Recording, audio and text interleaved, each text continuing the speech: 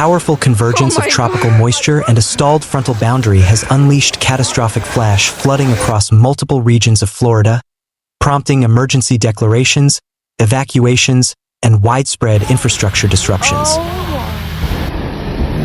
From the quiet lakeside communities of Mount Dora and Eustis to the bustling coastal cities of Boca Raton and Daytona Beach, residents faced rising waters, submerged roads, and urgent warnings to seek higher ground. Hurricane Melissa, a Category 5 storm churning hundreds of miles south in the Caribbean, injected vast amounts of tropical moisture into Florida's atmosphere. Simultaneously, a stationary front draped across central Florida acted as a ramp for continuous rainfall, trapping moisture and intensifying precipitation rates. According to the National Weather Service, NWS, Eastern Lake County received between 15 to 18 inches of rain within a 24-hour period, overwhelming drainage systems and triggering flash flood warnings late Sunday evening. This is a particularly dangerous situation. Seek higher ground now. NWS Melbourne tweeted as floodwaters surged through Mount Dora and Eustis. Inland towns like Mount Dora and Eustis bore the brunt of the deluge. Streets turned into rivers, vehicles were stranded, and emergency crews worked through the night to rescue residents trapped in homes and cars. A boil water notice was issued for Mount Dora as floodwaters compromised water treatment facilities. They have to do something. Local officials described the flooding as unprecedented, noting that the region had not seen rainfall of this magnitude in decades. Schools and government offices were closed Monday, and shelters were opened to accommodate displaced families. Farther south, Boca Raton experienced similar scenes of chaos. Videos circulating on social media showed torrents of water rushing through residential neighborhoods, inundating homes and sweeping away outdoor furniture.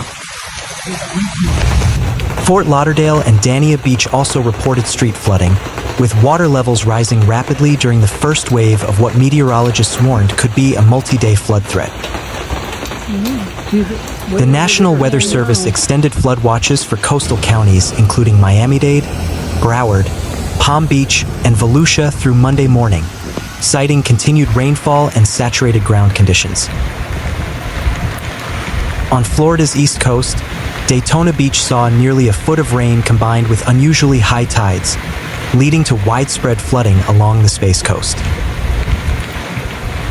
The Indian River overflowed, pushing water into backyards and low-lying areas. Emergency crews deployed sandbags and pumps to protect critical infrastructure, but several neighborhoods were left underwater. Florida's aging stormwater infrastructure struggled to cope with the volume of rain. In many areas, retention ponds overflowed, culverts backed up, and storm drains failed to keep pace. Power outages were reported in parts of Lake and Volusia counties, and several roads were deemed impassable due to standing water and debris. Governor Ron DeSantis activated the Florida National Guard to assist with rescue operations and logistical support. "We are mobilizing all available resources to ensure the safety of our residents," the governor said in a statement Monday morning. Local emergency management agencies urged residents to avoid travel, monitor alerts, and prepare for additional rainfall. Even if the skies clear temporarily, the ground is saturated and more rain is coming, warned Orlando meteorologist Tom Sorrells. Experts say the flooding highlights Florida's vulnerability to extreme weather events, especially in the context of climate change. Warmer ocean temperatures and shifting atmospheric patterns are contributing to more intense rainfall events, even outside of direct hurricane landfalls. This wasn't a hurricane strike, but the moisture from Hurricane Melissa played a major role, said Dr. Maria Gonzalez, a climate scientist at the University of Florida. That car is like sun. We're seeing more compound events, where tropical systems interact with stalled fronts or other weather features to produce devastating impacts.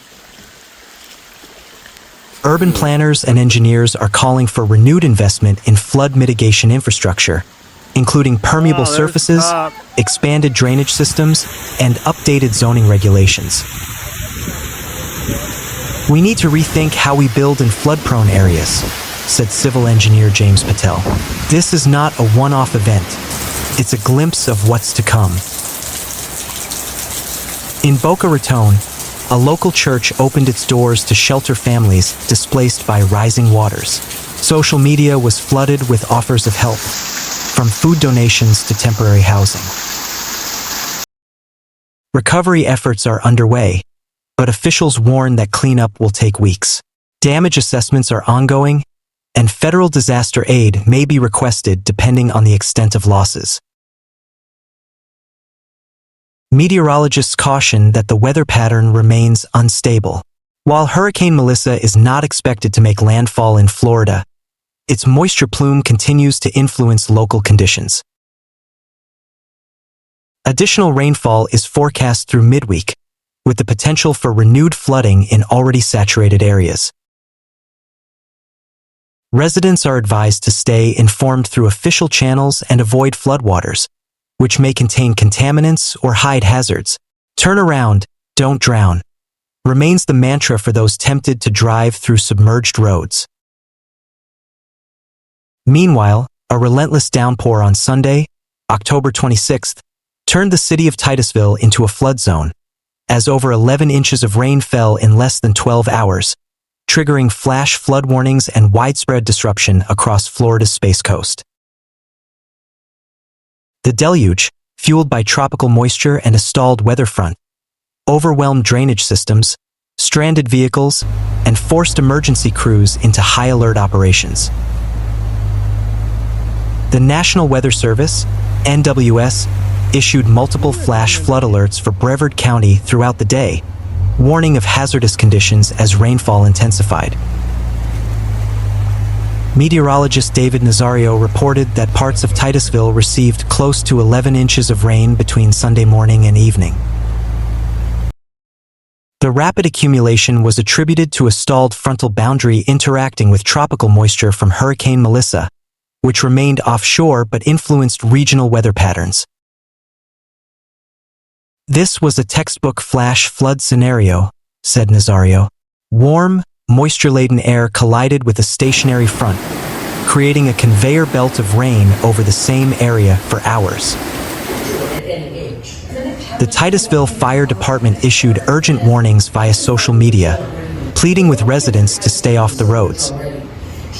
Without overstating the obvious, we have taken several inches of rain in a very short period of time.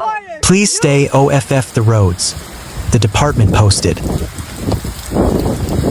Emergency calls surged as residents reported water intruding into homes, vehicles stranded on submerged streets, and impassable intersections. In the water? Abrams Road and several other major thoroughfares were closed due to high water levels. Some cars were nearly fully submerged, prompting swift water rescues by first responders. The cars on the high end. The city of Titusville reported that 53 of its lift stations were on high-level alarm, with 5 losing power during the storm. 2 of those stations had backup generators, but officials warned that sewage overflow risks remained high. Emergency services triaged calls, prioritizing life-threatening situations. Additional resources were requested to handle the volume of incidents. The Brevard County Emergency Management Office activated its flood response protocols, coordinating with state agencies and utility providers to assess damage and restore services. We're seeing a level of flooding that rivals hurricane events, said Titusville Fire Chief Greg Sutton. Our crews are stretched but focused on protecting lives first. Titusville's stormwater infrastructure, much of it built decades ago, struggled to handle the volume of rain. Retention ponds overflowed, culverts backed up, and storm drains failed to keep pace. Civil engineers warned that the city's drainage systems were not designed for such intense rainfall events. This is a wake-up call, said Dr. Elaine Morris, a hydrologist at the University of Central Florida. We need to invest in resilient infrastructure that can handle compound weather events, especially as climate change increases the frequency and intensity of these floods. Experts say the Titusville flood is part of a broader pattern of extreme weather events affecting Florida. Warmer ocean temperatures and shifting jet streams are contributing to heavier rainfall and slower-moving storms. Even without a direct hurricane strike, cities like Titusville are vulnerable to flooding from peripheral systems and stalled fronts. This wasn't a hurricane landfall, but the moisture from Hurricane Melissa played a major role, said Dr. Morris. We're seeing more compound events, where tropical systems interact with other weather features to produce devastating impacts. I've lived here 30 years and never seen anything like this, said resident Carla Jennings, whose home was partially flooded. But the way our community came together, it's inspiring. Residents are advised to monitor official alerts and avoid floodwaters, which may contain contaminants or hide hazards. The Titusville flood underscores the need for proactive planning, infrastructure upgrades, and community education. Urban planners are calling for updated zoning laws, expanded drainage systems, and investment in green infrastructure like permeable pavements and rain gardens. This is not just about recovery, it's about preparation, said city planner Marcus Lee. We need to build a Titusville that can withstand the storms of tomorrow. Damn. Meanwhile, for 142 very pleasant days of the 2025 hurricane season, the waters of the Caribbean Sea were still. All the storms that mattered this year formed to the north or east, and then turned north in an orderly fashion towards Bermuda. And it was good. But on the 143rd day, a storm that would become Hurricane Melissa moved over the waters. And Melissa unfortunately looks to make up for lost time, posing a serious and historic threat of major hurricane impacts on Jamaica, Cuba, and the Bahamas, but little to no risk to Florida or the continental U.S. As of Saturday evening, Melissa was powering up quickly after spending days as a messy and weak tropical storm in the central Caribbean, southeast of Jamaica and southwest of Hispaniola. It was packing maximum sustained winds estimated at 100 miles per hour.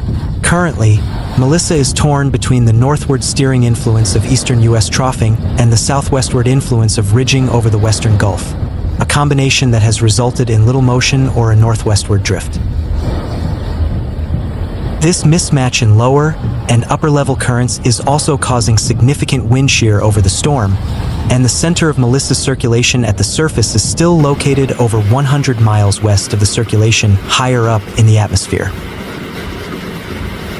This wind shear is easing up as the trough moves away, allowing two things to happen. First, slow westward motion has resumed, and Melissa is expected to track near or southwest of Jamaica into early next week. Second, Melissa is poised to explosively strengthen ahead of what is forecast to be a Category 5 collision course with Jamaica. Model consensus is strong and unchanging that a second deep dip in the jet stream will drop into the eastern U.S. in the middle of next week and sweep Melissa northeast, and keeping it moving well offshore through the end of next week. Odds of any outer bands of Melissa even minimally scraping southeast Florida on its way out are around 5%, while the odds of a crisp, cool Halloween weekend for most of Florida are around 95%. There is a slight chance of Melissa or its post-tropical remnants curling back towards the northeastern U.S. at the end of next week, but this is not a likely outcome.